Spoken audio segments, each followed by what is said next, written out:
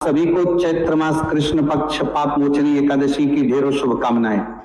प्रिय दर्शकों, आज के इस वीडियो में हम बात करेंगे कि चैत्र कृष्ण पाप मोचनी एकादशी किस दिन है। इस एकादशी का व्रत आपको कब करना चाहिए। एकादशी का व्रत जो है द्वादशी युग का होता है, वो अधिक श्रेष्ठ होता है। तो द्वादशी युग का व्रत कब होगा और एकादशी सूर्य के मुख से कब रहेगी, इसका पारण कब करना चाहिए, कैसे करना चाहिए, इस एकादशी की विधि क्या है, नियम क्या है और किन गलतियों को करने से हमें बचना चाहिए, कैसे ये एकादशी आपके सभी पापों का नाश करेगी और कैसे ये एकादशी आपके सभी मनोरथों को सिद्ध करेगी, यही संपूर्ण शास्त्रीय जानकारी आने वाली एकादशी के विषय में आपको इस वीडियो के माध्यम से प्रदान की जाएगी। आपसे निवेदन है कि वीडियो यदि थोड़ा सा भी उपयोगी लगे तो कृपया एक बार लाइक अवश्य कीजिएगा। परमेश्वर वासुदेव की कृपा प्राप्त करने के लिए और अपने व्रत की सफलता के लिए कमेंट बॉक्स में अवश्य लिखिएगा जय श्री या ओम नमो भगवते वासुदेवाय। आप देख रहे हैं सनातन धर्म का संसार ज्योतिष संस्थान का प्रतिष्ठित YouTube चैनल सनातन धर्म का संसार धार्मिक। हम यहाँ सभी व्रत और त्योहारों की सही शास्त्रीय जानकारी प्रदान करते हैं। ज्योतिष शास्त्र और पंचांग के आधार पर आपको बताते हैं कौन सी तिथि कब है, व्रत आदि कब करना है, क्या विधि, क्या नियम और क्या गलती नहीं करनी है। यदि आप सभी व्रत और की सही शास्त्रीय जानकारी पाते रहना चाहते हैं तो कृपया चैनल को सब्सक्राइब कीजिए और बेल आइकन को प्रेस कीजिए। जब आप सब्सक्राइब का बटन दबाएंगे तो वहां एक घंटी का निशान बना हुआ आएगा, उसको अवश्य दबाइएगा, तभी आपको हमारे सारे वीडियो प्राप्त होंगे, अन्यथा आपसे जानकारी छूट जाएगी। आइए प्रिय दर्शकों, जानकारी आरंभ करते हैं, बात करते हैं आने वाली एकादशी। एकादशी की महिमा यूं तो शास्त्रों में बड़ी अद्भुत कही गई है। सभी एकादशी मनुष्य का कल्याण करती है। यहाँ आरंभ ही एक बात मैं आपको बताता चलूं जो आपके मन में प्रश्न रहता है कि हमें कौन सी एकादशी करनी चाहिए, कौन सी नहीं। इस विषय पर यूं तो मैंने एक विस्तृत वीडियो भी बनाया है जिसमें जानकारी दी है। मूल बात यह है कि शास्त्र कहते हैं कि कभी भी किसी भी एकादशी के बीच में भेद करने की आवश्यकता नहीं है। सभी एकादशियां व्रत करने योग्य हैं और सभी एकादशी का पुण्य फल बहुत अधिक कहा गया है। सभी एकादशियां भगवान नारायण को प्रसन्न करने वाली है, इसीलिए कभी भी एकादशी के बीच में भेद नहीं करना चाहिए। प्रत्येक एकादशी का अपना अलग अलग महत्व होता है। कोई धन देती है, कोई देती है, कोई निरोग देती है, कोई मोक्ष देती है, कोई पापों का हरण करती है। इसी प्रकार से एकादशी है पाप मोचनी एकादशी, जो चैत्र मास के कृष्ण पक्ष की एकादशी होती है। इस एकादशी का व्रत करने से मनुष्य के सभी पापों का नाश हो जाता है। शास्त्र कहते हैं, भगवान श्री कृष्ण के द्वारा पद्म पुराण में वर्णन आता है कि जो मनुष्य इस एकादशी का व्रत करता है उसका बड़े से बड़ा पातक नष्ट हो जाता है। इस एकादशी का एक व्रत ब्रह्म हत्या जैसे बड़े का नाश कर देता है और जब पापों का नाश हो जाता है तो मनुष्य के अच्छे दिन आते हैं, अर्थात मनुष्य के जीवन के जो संकट है उनका नाश होता है, मनुष्य के जीवन के संकट समाप्त होते हैं और मनुष्य का कल्याण होता है। इसके विषय में कथा में भी एक वृत्तांत आएगा और पद्मा पुराण में भी एक वर्णन आता है जहां राजा मंदता को वृत्तांत सुनाया जा रहा है और भगवान कृष्ण जो है महाराज युधिष्ठिर को बताते हैं कि मंजू घोष नामक एक अप्सरा थी। उस अप्सरा को जब ऋषि ने श्राप दिया पिशाचिनी बनने का, तो उस श्राप से मुक्ति के लिए उस मंजू भूषा ने इसी एकादशी का व्रत किया था। मंजू भूषा को इतना बड़ा श्राप था, इतने महान यशी का श्राप था, लेकिन इस एकादशी के व्रत के पुण्य के प्रभाव से वह श्राप भी नष्ट हो गया और मंजू भूषा उस श्राप से पिशाच योनि से मुक्त हो गई। तो ये बड़ी सी पड़ी यदि किसी को बद्दुआएं भी लगी हो तो उनका भी नाश कर देती है। आपके ऊपर किसी भी प्रकार का पातक क्यों ना हो, उस सब का नाश इस एकादशी का व्रत से हो जाता है। ये है इसकी महिमा। बाकी एकादशी के विषय में जितनी महिमा बताई जाए उतनी कम है, क्योंकि भगवान श्री कृष्ण ने और भी बहुत कुछ इस एकादशी के विषय में कहा है, उसकी चर्चा करना आवश्यक नहीं है, क्योंकि महत्व आप जानते हैं तभी आप एकादशी का व्रत करते हैं।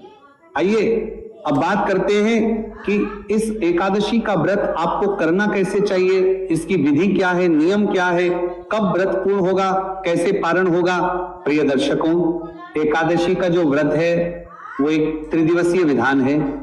मैंने पहले बहुत बार बताया है, जिसकी शुरुआत है दशमी तिथि से, अर्थात व्रत के एक दिन पूर्व अगले दिन व्रत किया जाता है और व्रत के अगले दिन पारण किया जाता है।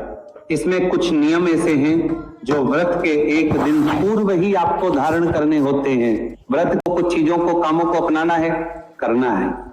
सबसे पहले और सबसे बड़ा त्याग है शहद का त्याग। ये गलती बहुत लोग करते हैं भगवान नारायण की पूजा में। एकादशी की विशेष रूप से बात कर रहा हूं मैं पूर्णिमा या अन्य व्रतों की बात नहीं कर रहा। एकादशी पर भगवान विष्णु की पूजा में जो पंचामृत आप अर्पित करते हैं उसमें शहद का प्रयोग नहीं करना चाहिए। शहद का प्रयोग पूर्ण रूप से वर्जित है। चाहे वो व्रत के एक दिन पहले दशमी तिथि, चाहे व्रत का दिन एकादशी, और चाहे वो द्वादशी का ही दिन क्यों ना हो, तीनों ही दिनों में आपको शहद का प्रयोग नहीं करना चाहिए। इसको शास्त्रों में वर्जित कहा गया है। जो भगवान पंचामृत बनाएंगे ना अर्पित करने के लिए, उसमें भी नहीं डालना शहद। आगे बताऊंगा कि शहद के स्थान पर क्या डाल सकते हैं। उसके बाद दशमी तिथि को ही आपने लहसुन प्याज आदि का त्याग कर देना है। लोग क्या करते हैं, व्रत के एक दिन पहले खूब खाते हैं, लहसुन प्याज आदि खूब खाते हैं और अगले दिन व्रत कर लेते हैं। ये अनुचित है, इस चीज का ध्यान रखना चाहिए। बहुत से लोग ऐसे होते हैं जो मदिरा पान करते हैं या मांसाहार करते हैं, परंतु एकादशी का व्रत भी करते हैं। तो ऐसे लोगों को मैं कहूंगा कि सबसे पहले तो वो प्रयास करें कि मदिरा पान और मांसाहार ना ही करें तो अच्छा है, और अगर करते भी हैं तो व्रत के एक दिन पूर्व उसका त्याग करना चाहिए। ऐसा नहीं कि आज आप खा रहे हैं और कल आप व्रत कर रहे हैं, ये उत्तम प्रक्रिया नहीं। अगली बात, व्रत के एक दिन पूर्व दशमी तिथि को मसूर की दाल का त्याग कहा गया है।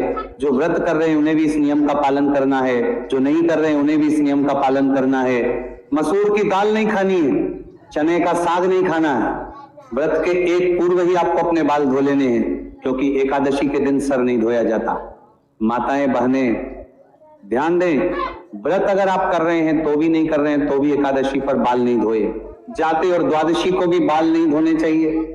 इसीलिए आपने जो शुद्धि के लिए, पवित्रता के लिए अगर सर धोना है तो वह व्रत के एक दिन पूर्व धो लीजिए। अगली बात ये कि ब्रह्मचर्य धारण कर लेना चाहिए। व्रत के एक दिन पूर्व ही आपको ब्रह्मचर्य का पालन आरंभ कर देना है, और ये जो पालन है ये पारण तक रहना चाहिए। नियम जो है पूर्ण रूप से लागू रहते हैं, तो ब्रह्मचर्य आपको पारण तक धारण करके रखना है। ब्रह्मचर्य को लेके बहुत प्रश्न आते हैं हमारे दर्शकों के, तो मैं बताऊंगा आपको कि इसमें किसी भी प्रकार का इफ और बट नहीं है, किसी भी प्रकार का ऊहापोह की स्थिति नहीं है। पूर्ण रूप से ब्रह्मचर्य, पूर्ण रूप से शुद्धि का पालन करना चाहिए आपको। किसी भी प्रकार की अशुद्धि नहीं होनी चाहिए।